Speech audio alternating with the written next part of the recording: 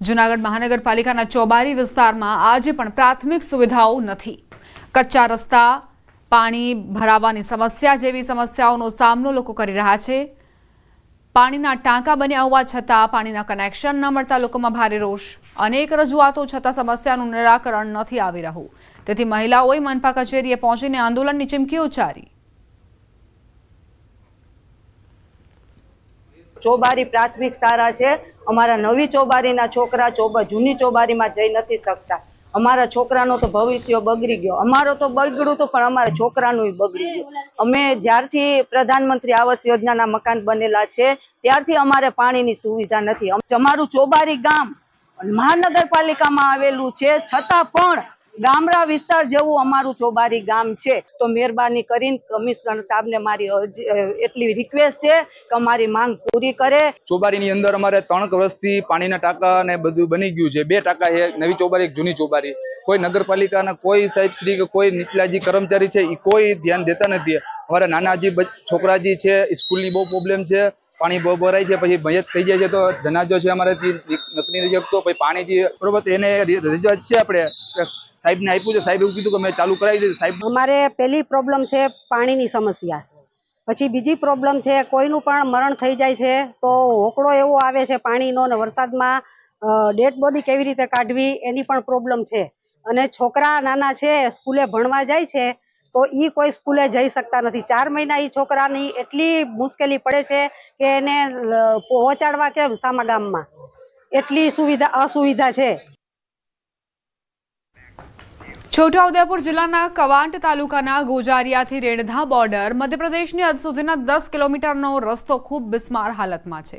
વરસાદી માહોલમાં રસ્તા પર મોટા ખાડા પડવાના કારણે રહીશો ત્રાહિમામ પોકારી ઉઠ્યા છે। આશ્ચર્યની વાત એ છે કે આ રસ્તો મધ્યપ્રદેશ અને ગુજરાતને જોડે છે અને 2 રાજ્યના લોકો આ એક રસ્તાથી હેરાન પરેશાન થઈ રહ્યા છે। આ રસ્તો મધ્યપ્રદેશ અને મહારાષ્ટ્ર રાજ્યને પણ જોડે છે। મધ્યપ્રદેશના લોકો કવાંટ ખાતે આ રસ્તા ઉપરથી આવે છે, જ્યારે ગુજરાત રાજ્યના છેવાડાના ગામો આ બિસ્માર રસ્તાથી પરેશાન છે। આ રસ્તો સ્ટેટ R&B વિભાગે 10 વર્ષ પહેલા બનાવ્યો હતો। રસ્તામાં ખાડા છે પરંતુ તેને પૂરવામાં નથી આવી રહ્યા। બિસ્માર રસ્તાના કારણે ઇમરજન્સી સેવા 108 પણ પસાર થવામાં મુશ્કેલી પડે છે। મેન રોડ કવાંટથી રેંડા રોડ મધ્યપ્રદેશને જોડતો રોડ છે। આ રોડ ઘણા સમયથી બિસ્માર હાલતમાં છે, એટલે સરકારશ્રીને અમારા નાગરિકો દ્વારા અપીલ છે આ રોડ કવાંટથી સકલાને જોડતો છે અને એમ તો મધ્યપ્રદેશને બી જોડતો છે રોડ। પેલી સાઈડ પર મધ્યપ્રદેશ આવે, અહીંયા એમપી મધ્યપ્રદેશ પેલી બાજુ મહારાષ્ટ્ર આવે છે, એને જોડતો 3 રાજ્યને જોડતો રોડ છે। એમાં આ રોડની હાલત તો ઘણી ખરાબ થઈ ગયેલી છે, એટલે રોડ બનવું જોઈએ। અમને ખૂબ તકલીફ પડી રહી છે કારણ કે ખાડા જ એટલા છે કે ગાડી ક્યાં ચલાવવું એ જ નથી સમજ પડતી।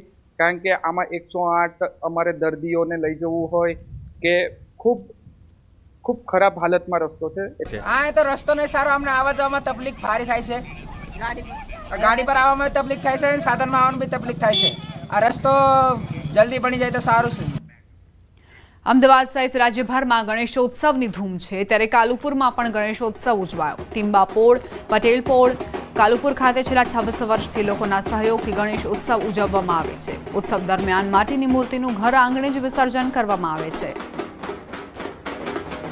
રાજ્યભરમાં ગણેશોત્સવની ધૂમ મચી છે। બપ્પાના સ્વાગત માટે સૌ કોઈ સવારથી જ ગોઠવાઈ ગયા હતા અને બપ્પા આવ્યા ત્યારે ગુજરાતીઓની ઓળખ સમા ગરબાને કોઈ કેવી રીતે ભૂલી શકે। અમદાવાદમાં જ્યારે બપ્પાનું સ્વાગત કરવામાં આવ્યું ત્યારે કઈ રીતે લોકો ગરબે રમ્યા તે પણ આપ જુઓ।